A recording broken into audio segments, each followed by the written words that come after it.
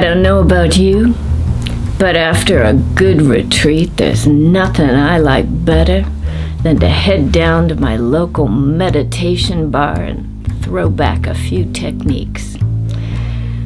Maybe even take home a good procedure or two. Yeah, there's a lot of good places around here. The Purification Pub, the Hakmed Hatch, Epicee Attic, a Nietzsche Annex, and the Axis of Ego, which is too noisy for my tastes. Just doesn't have a good feel to it. Oh, and there's the Clarification Cafe. They got booths for eating meditation there. A mechanical hand comes down and stops your arm right as you lift the food. Then a voice comes on saying, meditate on that. Yeah, they got therapists in the next room for when it doesn't work out. My favorite place is the Vipassana Vortex. Used to be called Zen It Is when it was owned by this guy named Roshi, but he had a lot of activity and moved on to another level of consciousness. The Vipassana Vortex is situated in a way that you can see right through it.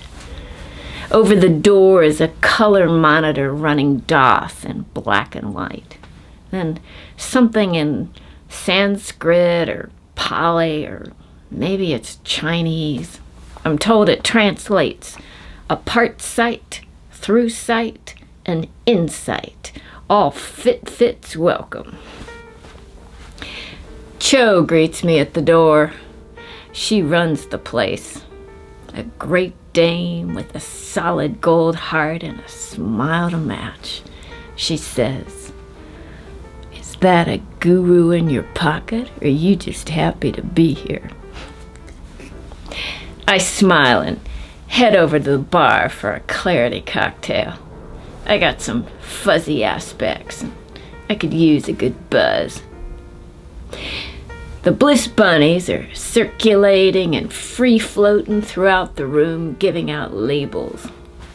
Sometimes they take you upstairs and show you a rising and falling, and there's usually some flow there, too. Oh, there's my friend Will. He's got a horse named Charlie. Yeah, Will's a lot like Charlie Horse, but he'll never see it. I see Shinzen over at his usual booth. He owns the place. You can tell his booth by the charts and graphs. Yeah, he's a geek and into Zen mathematics, but don't let the glasses fool you. He may be able to say samadhi in a dozen languages, but he can get your sense gates flowing better than nasal spray.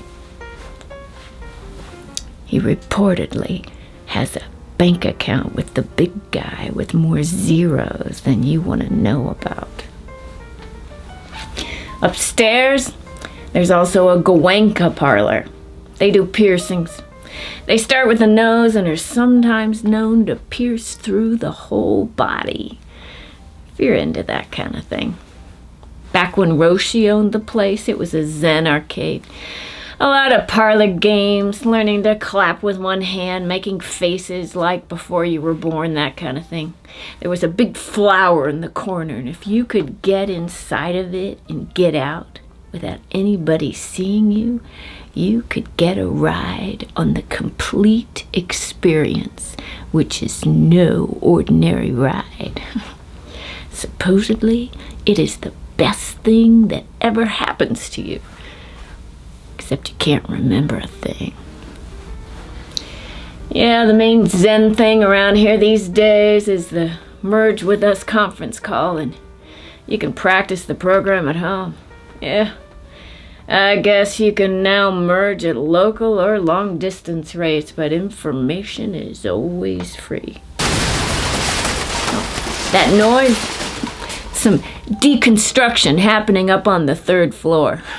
The place is in pieces, but I hear they got rid of a lot of unnecessary crap that was just gumming up the works.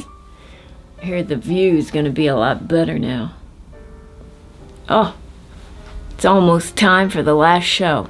It's a good act. A singer with a dress so tight all you can see is expansion and contraction and some undulation. Lots of good body sensations. Her name is Melissa Mana. Yeah, she's a bit self-absorbed, but she sings a good song. Sometimes the show is solid, sometimes restful, but it always flows, and before you know it, it is over. Gone. Kaput.